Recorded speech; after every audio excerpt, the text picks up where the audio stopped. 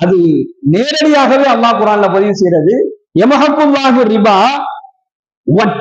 வட்டியினால் ஏற்படக்கூடிய அபிவிருத்தியை உங்களுக்கு நான் இல்லாமல் அழித்து விடுவேன் என்பதாக அல்லாஹ் வாக்குறுதி கொடுக்கிறான். நல்லா சம்பாதிச்சு வச்சிருப்போம், ஒரு 5 லட்சம் ரூபாய் 10 லட்சம் ரூபாய் சம்பாதிச்சு வச்சிருப்போம். ஒரு 50,000 ரூபாய் வட்டிக்கு பணத்தை வாங்கி அந்த 10 லட்சம் ரூபாய்க்குள்ள போட்டுட்டோம் அப்படின்னு சொன்னா இந்த 10 லட்சமும் அழிவை சந்திக்கும் என்பது அல்லாஹ்வுடைய வார்த்தை. அல்லாஹ் சொல்றான், வட்டியில நான் அபிவிருத்தியை அழிச்சிடுவேன்.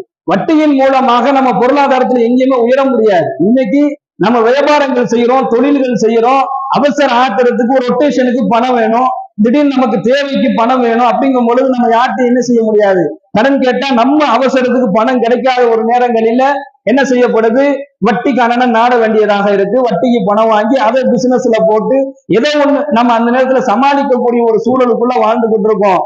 இன்னும் நிறைய இஸ்லாமிய தொழிலதிபர்கள் சொல்லக்கூடிய ஒரு வார்த்தை என்ன அப்படின்னு சொன்னா, வட்டிய வாங்காம தொழில் செய்யணும்னு சொன்னா என் தொழிலை விட்டுட்டு நான் வெளியில வரணும், இதை தவிர எனக்கு வேற வழியே இல்லை. அவ்வளவு தூரம் உள்ள போய் மாட்டிக்கிட்டாரு. அவ்வளவு தூரம் வட்டியில போய் என்ன செஞ்சுட்டாரு, உள்ள போய் மாட்டிட்டாரு. வெளியிலே வர முடியாது. உள்ள போயிட்டா சைத்தான் வெளியில வர விடவே மாட்டான். நாம நினைப்போம் ஒரு 50,000 ரூபாய் வட்டி இருக்கு, இதை எப்படியாவது தட்டி நம்ம வெளியில வந்துடலாம் நினைச்சு 50,000 ரூபாய் அப்புறம் முடிச்சிருப்போம். அடுத்து